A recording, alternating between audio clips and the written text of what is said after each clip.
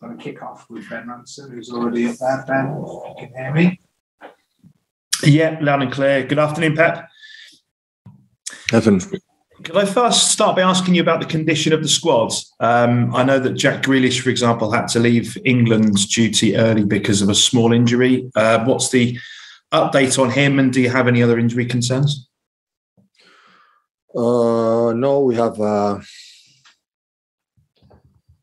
Jack is getting better after go to the national team. Phil Foden came back with some disturbing with a knock on and problem with his leg, but he's getting better.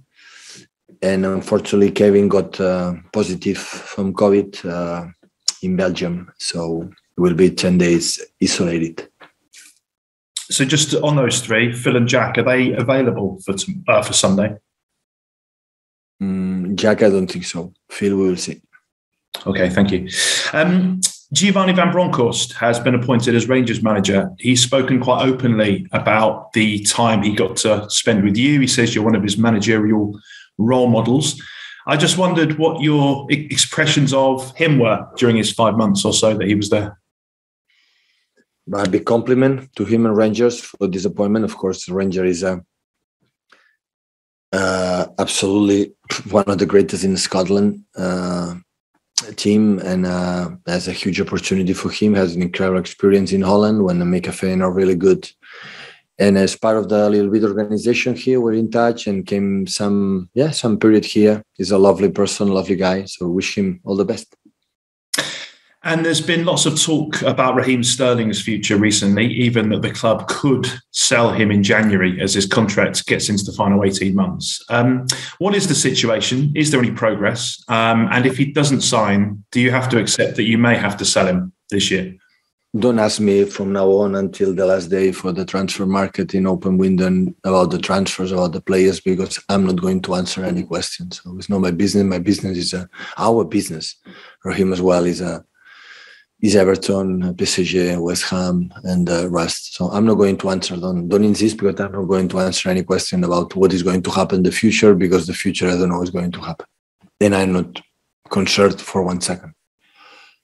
Okay, thank you, Ben. Simon Stone. Hello, Simon. Hi, Pep. Just on Kevin, when did you find out? When did the symptoms start showing? 2 days ago. Told me that they got positive. And is he back? Sorry, is he in England or is he still in Belgium? Yeah, I think so. No, he's in England. Yeah, I think he's here. Yeah. I mean, it's obviously something that you all have to deal with now, but is it difficult for Kevin? It'll cost him momentum in the team. You're missing him at an important part of the season. Simon, forget about it. The fitness, forget about it.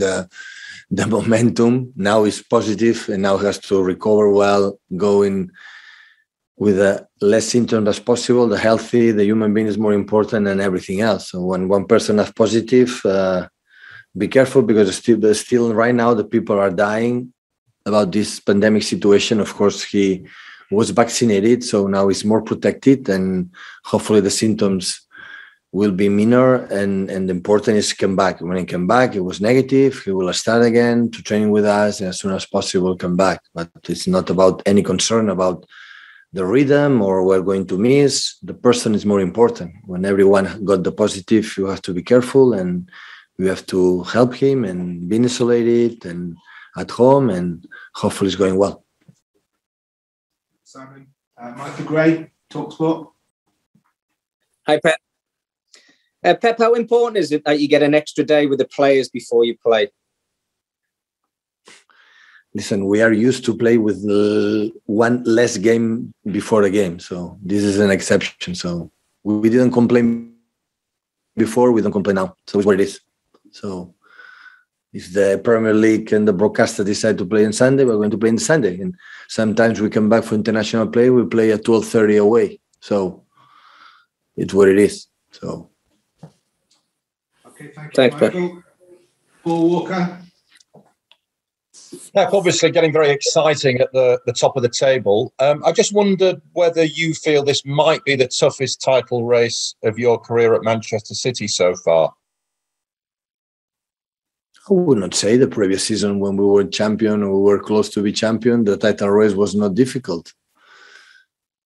So every season looks like tougher, more difficult, but now still we are we finished the first quarter of the season, many games ahead of us.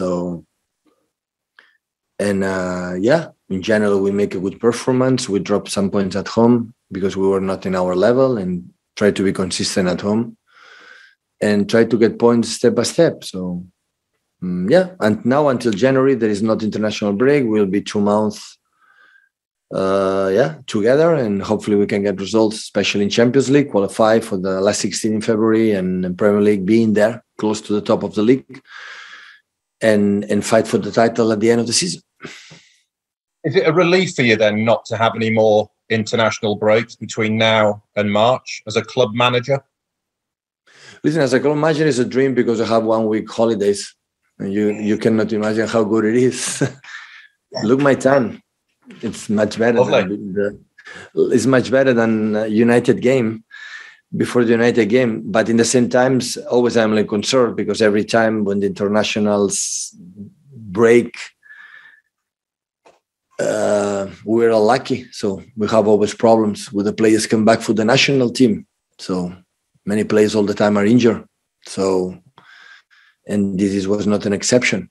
So every time we give them fit and we come back not fit, and can happen here, it can happen in the national team. So, but unfortunately, it will happen quite often there. Just a quick one on João Cancelo. He's been terrific this season. I just wondered what your view is of him and his performances this season.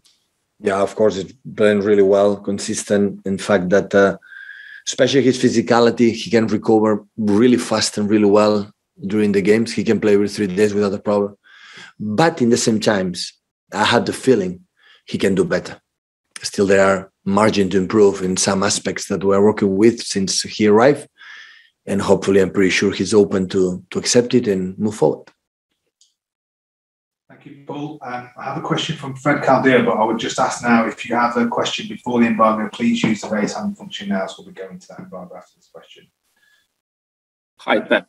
The club is about to launch a documentary on Ederson, and there is this concept of him being a playmaker as a goalkeeper. With his feet, do you think he's the best goalkeeper that you've had? Yeah.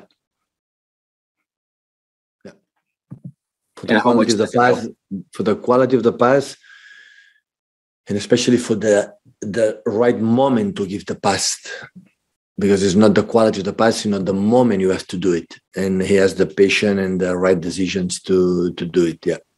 Sometimes a bit too risky. But when everything it works, I said, how good it is. So, and after when he make some mistakes like his mates, we cannot blame him because he gave us in that process many, many good things. Thank you.